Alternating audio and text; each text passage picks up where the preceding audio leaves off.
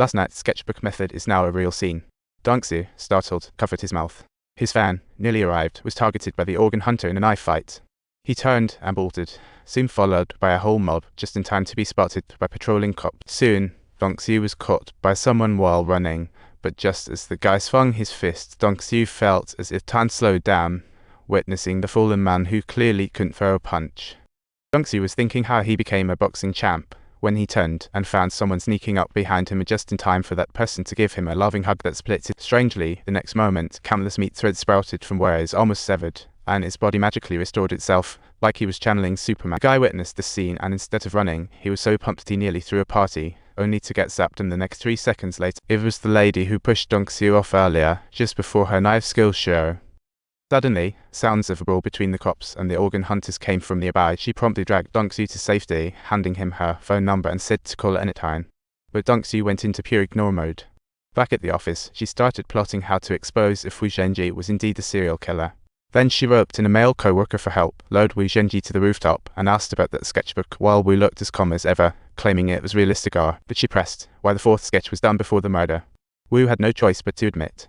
Suddenly a phone rang, exposing the hiding male co-worker, and Wu hurriedly took her down with a punch. The male co-worker, trying to swoop in like a hero, found he was but a mere background character in Wu's mind, and was quickly pressed against the railing, being one of those tragic. At that moment, the heroine's phone rang, playing an urban tune, and suddenly Wu felt sharp pain in his right eye. He reconnected with Dongsu. Soon, Dongsu found himself at the entrance of the building, and as the girl who just woke up reached for the phone to call for help, she got kicked away by Wu.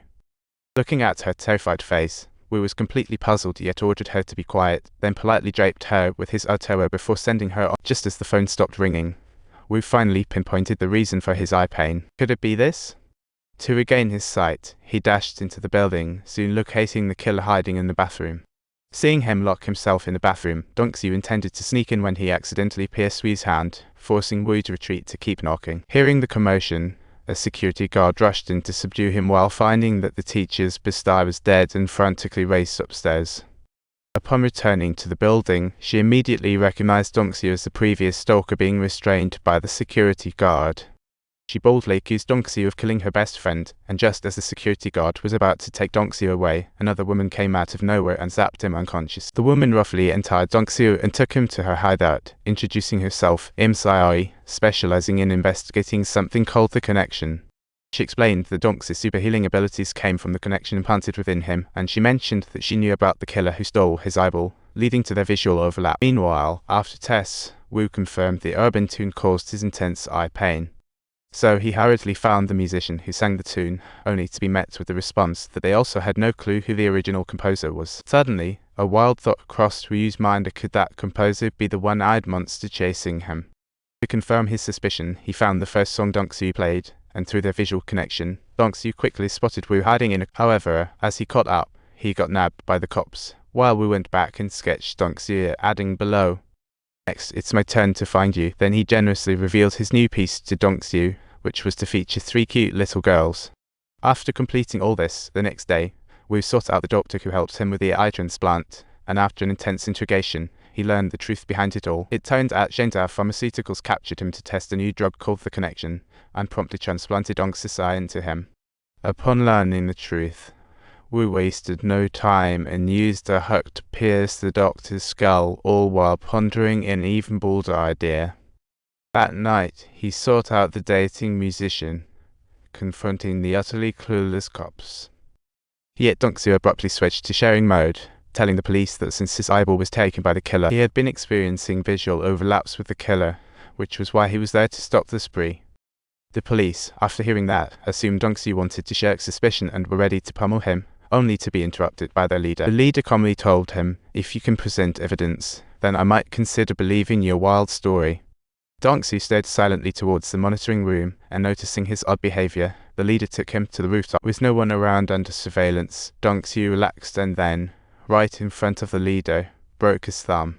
Thinking he was pulling some insane stunt, the original severed digit instantly healed with the power of the connection. The leader was stunned to witness such a bizarre sight, finally starting to believe Dongsu's words a little. Just as he was processing this, a call came in. It turned out his subordinates ran a check on Dongxi's info and found he was a total fake. The leader instantly prepared to arrest Dongxi, only to see him leap without hesitation off the rooftop. The leader hurriedly chased after, only to see Dongxi land flat. His head nearly exploded, except that strange meat threads erupted from it. Those creepy meat threads helped Dongxi fully recover, leaving the leader utterly speechless. Only when he saw Dongxi fade into the distance did he finally snap back to reality, but when they reached the ground, Dongxi had vanished without a trace. As Dongxi fled, he saw Xiaowei come looking for him, worried he would drag her into trouble, so he led her to an abandoned cinema, assuring her he would help find his eyeball. Xiaowei noticed his confusion and without hesitation pulled out a small knife and sliced open her chest. To Dongxi's shock, the wound healed rapidly, and he realized Xiaowei was also implanted with the connection, bringing him a warmth of camaraderie and understanding.